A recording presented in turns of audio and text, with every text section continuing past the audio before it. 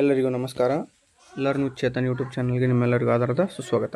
ಇಂದಿನ ದಿನ 10ನೇ ತರಗತಿಯ ವಾರ್ಷಿಕ ಪರೀಕ್ಷೆ 1ರ 2025ರ ಕೀ ಆನ್ಸರ್ಗಳನ್ನು ಪರೀಕ್ಷಾ ಮಂಡಳಿಯು ಬಿಡುಗಡೆ ಮಾಡಲಾಗಿದೆ. ಸೊ ಈ ಒಂದು ಪರೀಕ್ಷೆಯ ಮೊದಲ ಪತ್ರಿಕೆಯಾದಂತಹ ಕನ್ನಡ ವಿಷಯದ ಮಂಡಳಿ ಪ್ರಕಟಿಸಿದ ಎಲ್ಲ ಕೀ ಉತ್ತರಗಳನ್ನು ಇಂದಿನ ದಿನ ನೋಡ್ತಾ ಹೋಗೋಣ. ಮೊದಲನೇದಾಗಿ ಕನ್ನಡ ವಿಷಯ. ಇನ್ನೂ ಯಾರು ನಮ್ಮ ಚಾನಲನ್ನು ಸಬ್ಸ್ಕ್ರೈಬ್ ಮಾಡ್ಕೊಂಡಿಲ್ಲೋ ದಯವಿಟ್ಟು ಸಬ್ಸ್ಕ್ರೈಬ್ ಮಾಡ್ಕೊಳ್ಳಿ ಅಂತ ಹೇಳ್ತಾ, ಸೊ ಬನ್ನಿ ಮೊದಲೇ ಪ್ರಶ್ನೆ ನೋಡ್ತಾ ಹೋಗೋಣ. ಅನುಸ್ವಾರ ವಿಸರ್ಗಗಳನ್ನು ಹೀಗೆ ಅನ್ನುತ್ತಾರೆ ಅಂತ ಇದೆ. ಸೊ ಆಪ್ಷನ್ ಸಿ ಯೋಗವಾಹಕ. ಇನ್ನು ಎರಡನೇ ಪ್ರಶ್ನೆ ಲೋಕದೋಳ್ ಎಂಬ ಪದದ ವಿಭಕ್ತಿ ಸಪ್ತಮಿ. ಕಂಗೆಡು ಪದವು ಈ ಸಮಾಸಕ್ಕೆ ಉದಾಹರಣೆಯಾಗಿದೆ. ಕ್ರಿಯಾ ಸಮಾಸ. ಯುದ್ಧಕ್ಕೆ ಹೋಗಿರೋ ತನ್ನ ಮಗುವನ ಕಣ್ಣುಗಳಂತೆಯೇ ಬಿಯಲ್ಲ ಇಲ್ಲಿ ಬಳಕೆಯಾಗಿರುವ ಲೇಖನ ಚಿಹ್ನೆ ಪ್ರಶ್ನಾರ್ಥಕ. ಅನುನಾಸಿಕ ಸಂಧಿಗೆ ಉದಾಹರಣೆಯಾಗಿರುವ ಪದ ಸನ್ಮಾನ. ಜಾಣತನ ಎಂಬುದು ಈ ವ್ಯಾಕರಣಾಂಶವಾಗಿದೆ. ತದ್ದಿತ ಅಂತ ಭಾವನಾಮ. ಮುಂದಿನದಾಗಿ 7ನೇ ಪ್ರಶ್ನೆ ದೃಷ್ಟಿ, ದಿಟ್ಟಿ, ತಪಸ್ವಿ, ತವಸಿ. ನಾನು ಪುರುಷಾರ್ಥಕ ಸರ್ವನಾಮ ಆದರೆ ಯಾರು ಅನ್ನೋದು ಪ್ರಶ್ನಾರ್ಥಕ ಸರ್ವನಾಮ. ಸುಮ್ಮನೆ ಸಾಮಾನ್ಯಾರ್ಥಕ ಅವ್ಯಯ. ಸರಸರಣೆ ಅನ್ನೋದು ಅನುಕರಣವ್ಯಯ. ಸಕ್ಕರೆ, ಸಕ್ಕಾರಿ, ಸಕ್ಕರೆ. ಕಳುವ್ಯಾರೆ, ಕಳುಹಿಸಿದ್ದಾರೆ. ಇನ್ನು ಒಂದು ವಾಕ್ಯದಲ್ಲಿ ಪ್ರಶ್ನೆಗಳಿದ್ದಾವೆ. ಶಾನುಭೋಗರು ಬ್ರಹ್ಮಾಸ್ತ್ರ ಅಂತ ಕೇಳಿದ್ದಾನೆ. 12ನೇ ಪ್ರಶ್ನೆ ಶಿವಾನುಭವ ಶಬ್ದಕೋಶ ಬರೆದವರು. 13ನೇ ಪ್ರಶ್ನೆ ಶಬರಿ ರಾಮ ಲಕ್ಷ್ಮಣರಿಗಾಗಿ ಏನನ್ನು ಸಂಗ್ರಹಿಸಿದ್ದಳು. ಇನ್ನು 14ನೇ ಪ್ರಶ್ನೆ ಸೂರ್ಯಮಿತ್ರನು ತನಗೆ ಕಾಶ್ಯಪಿ ಎಂಬ ತಂಗಿ ಇಲ್ಲ ಎಂದು ಹೇಳಲು ಕಾರಣವೇನು. ಹಾಗೂ 15ನೇ ಪ್ರಶ್ನೆ ದುರ್ಯೋಧನನು ಯಾರಿಬ್ಬರನ್ನು ಕೊಂದ ಬಳಿಕ ಸಂಧಿ ಮಾಡಿಕೊಳ್ಳುವುದಾಗಿ ಹೇಳಿದನು. ಈ ರೀತಿಯಾಗಿ ಪರೀಕ್ಷಾ ಮಂಡಳಿಯನ್ನು ಮಾಡಿದೆ ಸಂಪೂರ್ಣ ಕೀ ಉತ್ತರಗಳನ್ನು ನೀಡ್ತಾ ಹೋಗಿದೆ. ಸೊ ಅವುಗಳು ಈ ರೀತಿಯಾಗಿ ಇರ್ತವೆ. ಮುನಿಸುತರು ಲವನು ಕುದುರೆಯನ್ನು ಕಟ್ಟಿದ್ದನ್ನು ಕಂಡು ಹೆದರಲು ಕಾರಣವೇನು ಅಂತ ಇದೆ. ಸೊ ಹೌದಾ. ಸೊ ಪ್ರತಿಯೊಂದು ಉತ್ತರಗಳನ್ನು ಸ್ಪಷ್ಟವಾಗಿ ಏನು ಮಾಡಿದ್ದಾರೆ ಅವರು ಕೀ ಉತ್ತರಗಳನ್ನು ನೀಡಲಾಗಿದೆ. ಸೊ ಇದೇ ಉತ್ತರಗಳನ್ನು ಏನು ಮಾಡ್ತಾರೆ ವ್ಯಾಲ್ಯೂಯೇಷನ್ಗೂ ಕೂಡ ಮನ್ನಣೆಯನ್ನು ಕೊಡ್ತಾರೆ. ಸೊ ಹಾಗಾಗಿ ನೋಡ್ತಾ ಹೋಗಿ. 17ನೇ ಪ್ರಶ್ನೆ ದುಡ್ಡಿನ ಪೈತ್ಯ ಅಡರಿದವರಿಗೆ ಯಾವುದು ಕ್ಷುದ್ರವಾಗಿ ಕಾಣುತ್ತದೆ ಅಂತ ಇದೆ. ಸೊ ಇನ್ನು 2 ಅಂಕದ ಪ್ರಶ್ನೆಗಳು. ಆಂಗ್ಲ ಭಾಷೆ ವಿಶ್ವವ್ಯಾಪಿಗಳು ಕಾರಣವೇನು. ಹೌದಾ. ಸೊ ಅದೇ ರೀತಿ ಶಾನುಭೋಗರಿಗೆ ಮೊದಲಿಂಗನ ಕಣಿವೆಯಲ್ಲಿ ಬರುವಾಗ ಮನದಲ್ಲಿ ಮೂಡಿದ ಯೋಚನೆಗಳು ಯಾವುವು. ಹೌದಾ. ಸೊ ಹಾಗೆ ಮುಂದಿನ ಪ್ರಶ್ನೆ ಅರಿವನ್ನು ಕುರಿತ ವಚನಕಾರರ ದೃಷ್ಟಿಯನ್ನು ವಿವರಿಸಿ. ಹಾಗೆ ಶಬರಿಯು ರಾಮಲಕ್ಷ್ಮಣರನ್ನು ಉಪಚರಿಸಿದ ರೀತಿಯನ್ನು ವಿವರಿಸಿ. ಅದೇ ರೀತಿ ದ ರಾ ಬೇಂದ್ರೆಯವರು ಹಕ್ಕಿಯ ಹಾರಾಟವನ್ನು ಆಕಾಶಕ್ಕೆ ಹೇಗೆ ಹೋಲಿಸಿದ್ದಾರೆ ಎನ್ನುವ ಪ್ರಶ್ನೆ ಇದೆ.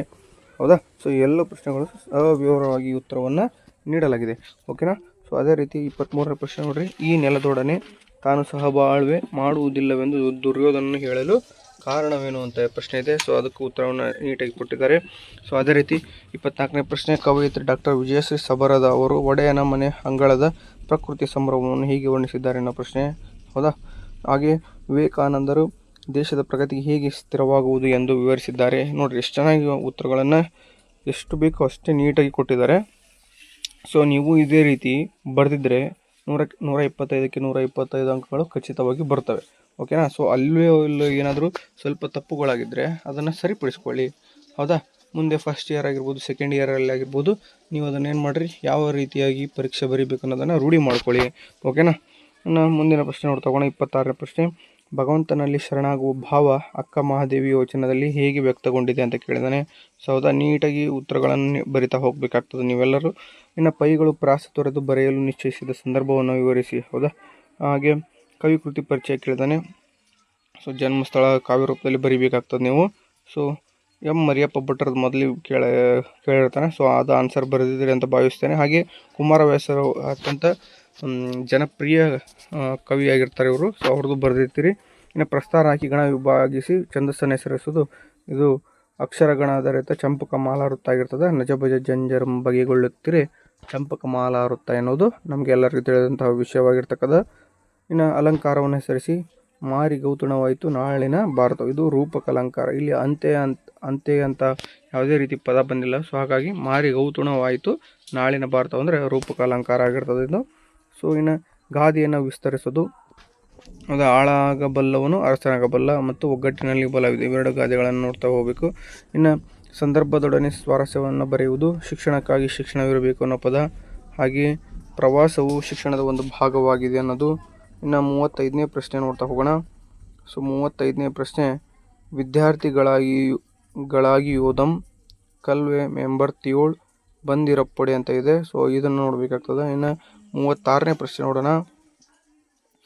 ಸಾರ್ವಭೌಮರ ನೆತ್ತಿಯ ಕುಕ್ಕಿ ಅಂತ ಇದೆ. ಸೊ ಹಕ್ಕಿ ಹಾರುತ್ತಿದೆ ನೋಡಿದರ ಪದ್ಯದಿಂದ ಬಂದಂಥದ್ದು. ಇನ್ನು ಗಿಳಿಯದೆ ಬಣ್ಣದ ನೋಟ, ಹೌದಾ, ಈ ಒಂದು ಹಸೂರು ಎಂಬ ಪದ್ಯಪಾಠದಿಂದ ಬಂದಿರತಕ್ಕಂಥ ಪ್ರಶ್ನೆ ಆಗಿರ್ತದೆ ಇದು.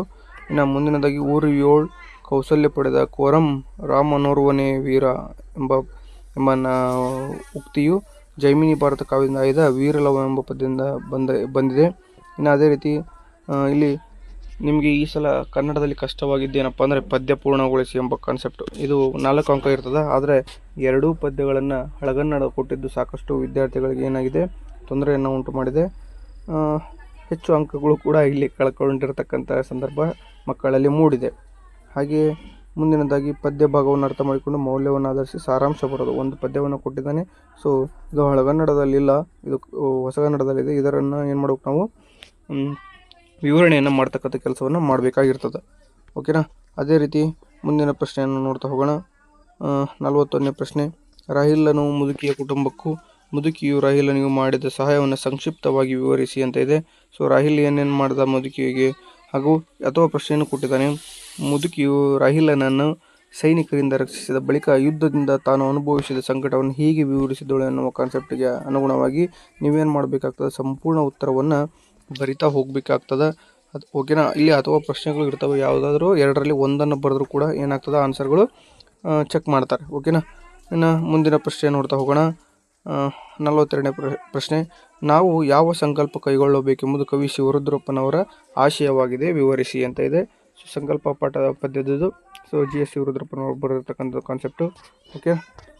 ಸಂಪೂರ್ಣವಾಗಿ ಉತ್ತರವನ್ನು 4 ಅಂಕಗಳಿಗೆ ನೀವೇನು ಮಾಡಬೇಕಾಗ್ತದೆ, ಸುಮಾರು 1/4 ಪೇಜ್ ಅಂದರೆ 1 ಪೇಜಷ್ಟು ಬರೀಬೇಕಾಗ್ತದೆ.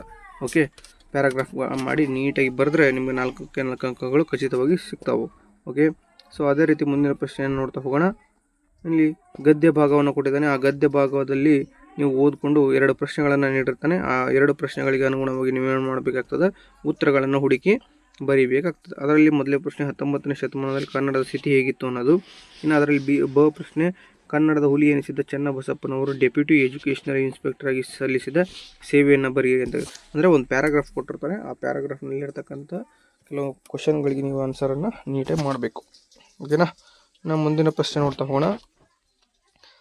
44ನೇ ಪ್ರಶ್ನೆ. ನಿಮ್ಮನ್ನು ಮಧುಗಿರಿ ಸರ್ಕಾರಿ ಪ್ರೌಢಶಾಲೆಯ ವೆಂಕಟೇಶ ಎಂದು ಭಾವಿಸಿಕೊಂಡು ಶಾಲೆಗೆ ಕುಡಿಯುವ ನೀರಿನ ಸೌಲಭ್ಯ ಒದಗಿಸಿಕೊಡುವಂತೆ ಕೋರಿ ಜಿಲ್ಲಾ ಪಂಚಾಯಿತಿ ಅಧ್ಯಕ್ಷರಿಗೆ ಪತ್ರವನ್ನು ಬರೆಯಿರಿ ಅನ್ನೋ ಒಂದು ಪ್ರಶ್ನೆ. ಇನ್ನೊಂದು, ನಿಮ್ಮನ್ನು ತುಮಕೂರಿನ ನಿವಾಸಿ ಭರತ್ ಎಂದು ಭಾವಿಸಿಕೊಂಡು ನಿಮ್ಮ ಮುಂದಿನ ವಿದ್ಯಾಭ್ಯಾಸದ ಯೋಜನೆ, ಜೀವನದ ಗುರಿ ಬಗ್ಗೆ ತಿಳಿಸಿ ಬೆಂಗಳೂರಿನಲ್ಲಿ ವಾಸವಾಗಿರುವ ಸತ್ಯ ಎಂಬ ಹೆಸರಿನ ಗೆಳೆಯನಿಗೆ ಪತ್ರವನ್ನು ಬರೆಯಿರಿ ಅಂತ ಇದೆ. ಒಂದು ವ್ಯಾವಹಾರಿಕ ಪತ್ರ, ಇನ್ನೊಂದು ಮನವಿ ಪತ್ರ ಇದೆ. ಇದನ್ನ ನೀಟಾಗಿ ಏನು ಮಾಡಬೇಕಾಗ್ತದೆ, ಬರೀಬೇಕಾಗ್ತದೆ. ಇನ್ನು ಪ್ರಬಂಧ ಬರವಣಿಗೆ. ನೈಸರ್ಗಿಕ ವಿಪತ್ತು ನಿರ್ವಹಣಾ ಕಾರ್ಯದಲ್ಲಿ ತಂತ್ರಜ್ಞಾನದ ಮಹತ್ವವನ್ನು ಹೊಂದಿದೆ ಅಥವಾ ತ್ಯಾಜ್ಯಗಳ ನಿರ್ವಹಣೆ ಅನ್ನೋ ಒಂದು ಕಾನ್ಸೆಪ್ಟ್ ಇರ್ತದೆ. ಓಕೆನಾ.